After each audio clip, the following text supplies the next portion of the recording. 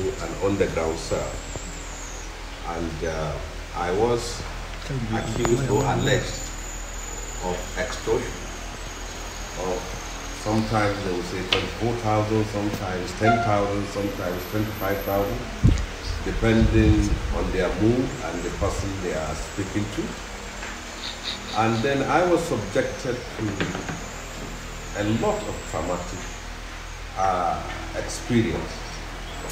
First of all, in the first few days, they tried to compel me to declare my assets, the assets of my wife and my children, whatever I have in bank account. I was forced to declare it all because of an allegation of extortion. Secondly, they took me to my houses and searched all my houses and my offices, all for the allegation of extortion. Thirdly, they tried to compel me to take a lie detector test. And then the next thing they did was they took me into what they call their biometric data room, trying to take my fingerprints and give me a blackboard to hold that contains my offense and then post it on social media, which I objected. As far as I'm concerned, I don't see any fundamental difference in the way bandits and insurgents kidnap citizens and the way Nigerian security kidnap citizens, because they will pick you up, throw you to jail, deny you access and communication with people outside, restrict those who will visit you, and in their cells, they don't even have, we don't even know the difference between 2 o'clock and 5 o'clock because they don't allow us to hold wristwatches and there is no wall clock there. So I pity those unknown Nigerians that don't have the privilege of the media like us. When they are arrested by security, you can stay there for a year or two without anybody knowing where you are.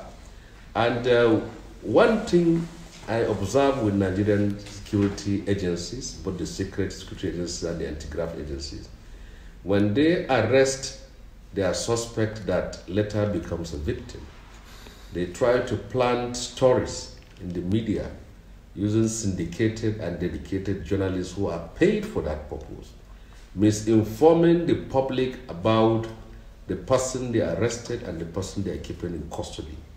They try to assassinate his character, damage his reputation, give a bad information about him to the public with the view or with the aim of criminalizing him in the eyes of the public.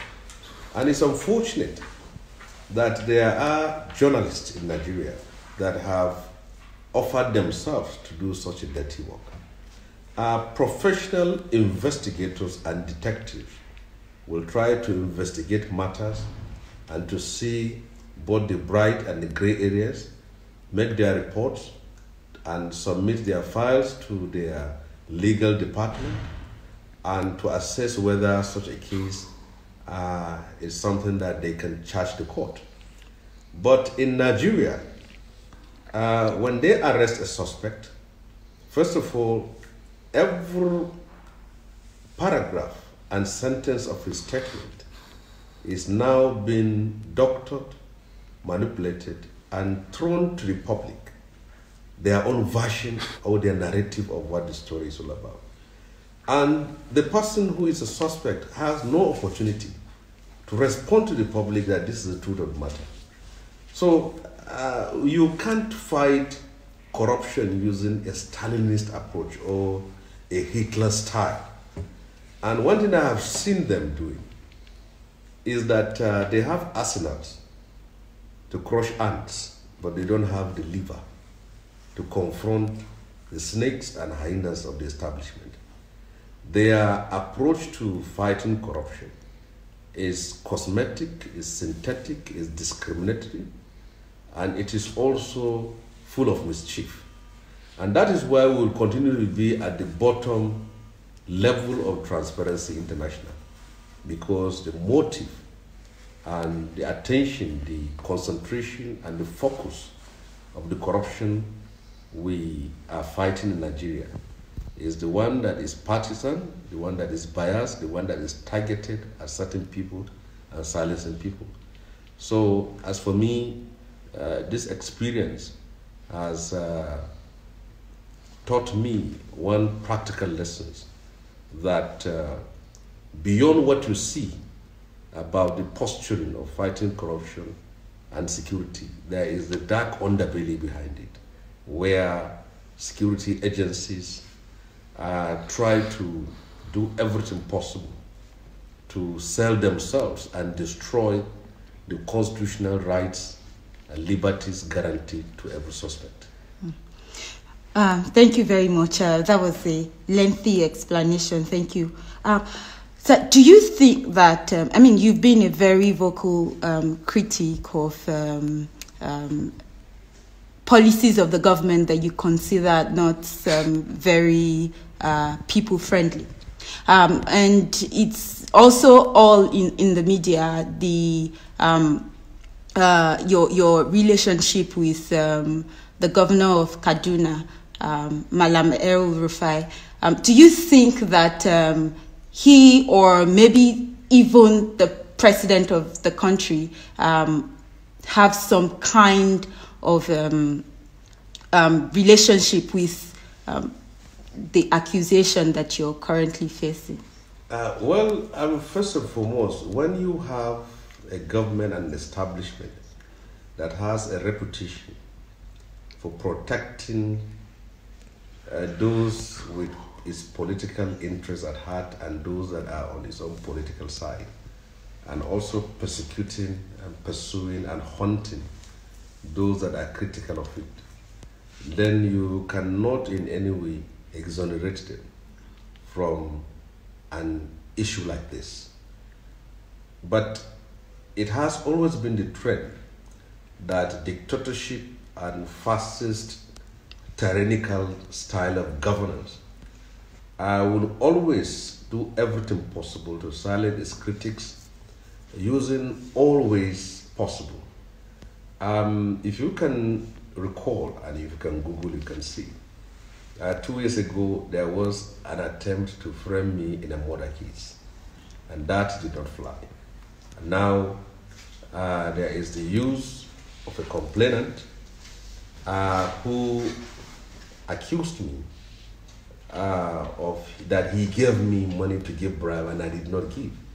And if that person was not a state agent, if that person, if the whole drama was not scripted, if the whole drama was not prearranged, such kind of person could have also been charged. But we can't discuss the case before the court, but we can discuss the circumstances that gave birth to these allegations. So as far as I'm concerned, we have a government in power that is intolerant to criticisms, that can do everything possible to suppress and repress people who try to hold them to account or who question the limitation of their power. And when you have such a government, and everything is possible. But if the message I will always send is that we have come a long way. This democracy was fought by us. When we were fighting for this democracy, many of these people were cowardly. They couldn't even speak under Babangida's administration. They couldn't speak under Abacha's administration. Many of them were also siding with tyrants at that very time. We fought for this democracy. So nobody can silence us, whether to use all forms of allegations or to use any form of manipulation of agencies of government to rubbish somebody's image and criminalize it. I don't think that any of this strategy can work as far as we are concerned. The greatest danger for a nation, a democracy, is for those who should speak truth to power, decide to be cowardly or sit on the fence or simply become indifferent. We must not give up. We must hold these people to account. We must continue to remind them that they are not gods. We must continue to remind them that they are elected into office and they must respect the constitution of our country. And if the price is many of us being framed or our character being assassinated, we've been killed, we should be ready to do it. This country must not be silent on matters of good and bad. We must speak the truth and we must hold these people to account. Finally, sir, and away from your predicament with the EFCC, when you were in the National Assembly, at some point you created some uproar in the media when you attempted to tell us how much the lawmakers in the National Assembly earned.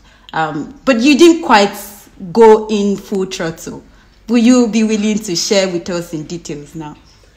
Well, I went into full throttle by fully disclosing what I was given and what I believe everybody was given.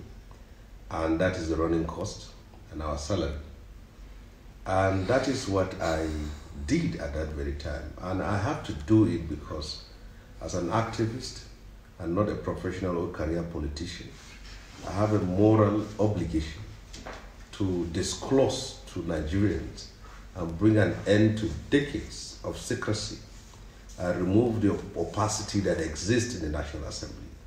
We can't claim to be representing the people and we ourselves are not transparent. So I know by my disclosure, I lost friends, I made enemies, and because of that, some people stopped speaking to me and they don't hold me in confidence because of what I've done. And some people thought that I've exposed them to a lot of danger. But the parliament is one of the most important institutions in a democracy. And if we can't be transparent ourselves, we cannot hold anybody to account. And it is not simply about casting the light on, beaming the light on the parliament, but it is a call, a moral call, that all agencies of government, all arms of government from the executive judiciary should come upon.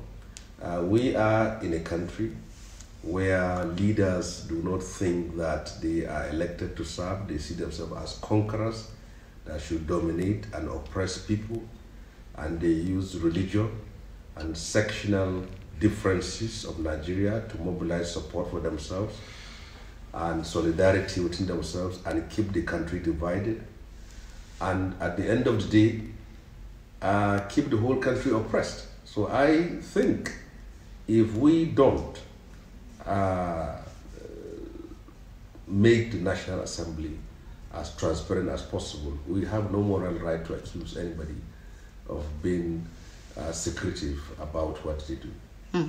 I knew I said finally earlier, but let me just quickly chip in. What's your opinion on the current National Assembly, the Ninth Assembly? And in the last 2-3 days, it's been trending, people calling for President Muhammadu Buhari to resign. What's your opinion on that too?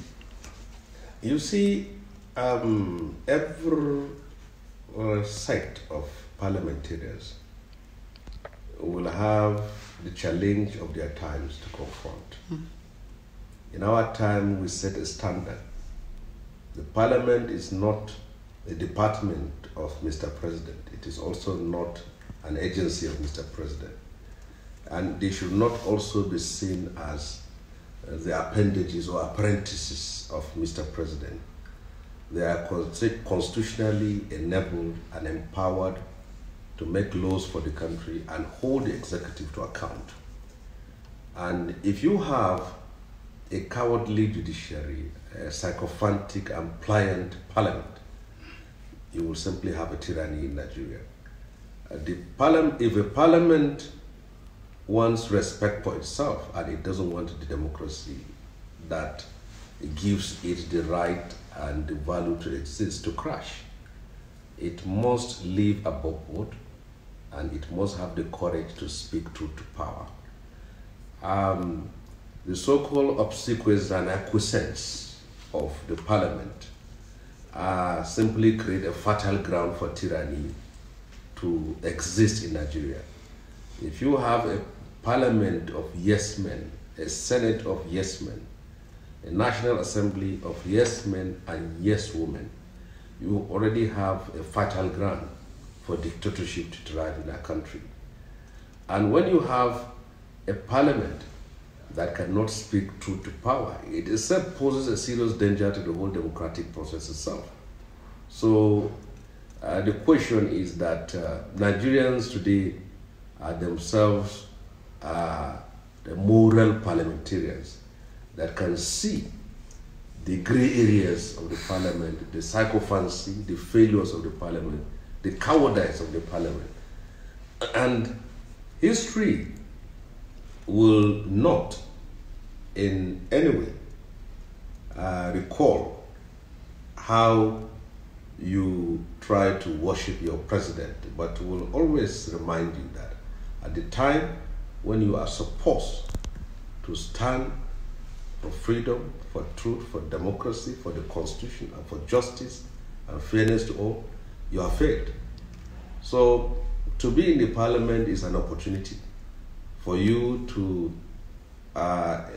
leave your footprints and establish yourself in the memory and the conscience of Nigerians. But if you fail to do that, you will simply be condemned by history. So whoever is in the National Assembly today should know that whatever he says, whatever he does, will be part of his history. And tomorrow, there will be no Buhari, but there will be a history that will be written about you. What did you do when you are supposed to speak and stand for truth and justice? That is what matters. The second part of the question, do you think President Muhammadu Buhari should resign in light of the insecurity situation in the country? Well, excuse me. If you elect a person to serve as your leader, and that person swears to an oath to protect and defend the nation and its people, and to serve as a guide and also provide leadership. And if there is failure in that, it is not the subordinates that fail, it's the leader that failed. And it is within the ambit and the right of every Nigerian to call for the resignation of the president when he has failed. And it is honorable also to resign when you fail. So even the president himself, the way I know him very well, if he is to be an opposition and he has seen this level of failure, he will certainly call whoever is there to resign. And one thing the APC government has failed to realize or understand is that it is the institution and the establishment when it was an opposition that taught Nigerians to do what they are doing now. If what is happening today in this country could have happened during Jonathan's or Obasanjo's time at that time, the people who are in power could have said otherwise. So I know very well that the parliament will approve 30 billion, but if it was during Jonathan or Obasanjo or Umaru Musa at the time, the people in power today could have been at the forefront of opposing the approval of that 30 billion. And it's unfortunate, the very people who challenge human rights violations, evil, injustices of the past, the very people who portray themselves as vanguard for freedom, for justice, for human rights, today they found themselves in power and are doing the very opposite to what they agitated for when they were in the opposition. And I have said this repeatedly, that those who are encouraging human rights violations, vendetta, and the brigandage in the country today will not be there tomorrow to defend the president and his government when he's out of power. One day, President Buhari will leave power, will go back to either Daura or Kaduna. And I know very well, those who are defending him today will not be able to come openly and defend him when he is out of power. So they are people who are friends to the throne. They are friends to whoever is in power. They will be in the forefront. He will sit down in his living room, on his TV, and see most of those who are pressing him today abusing, insulting, and even indicting what has been done under his administration. Thank you very much, sir. Thank you for having me.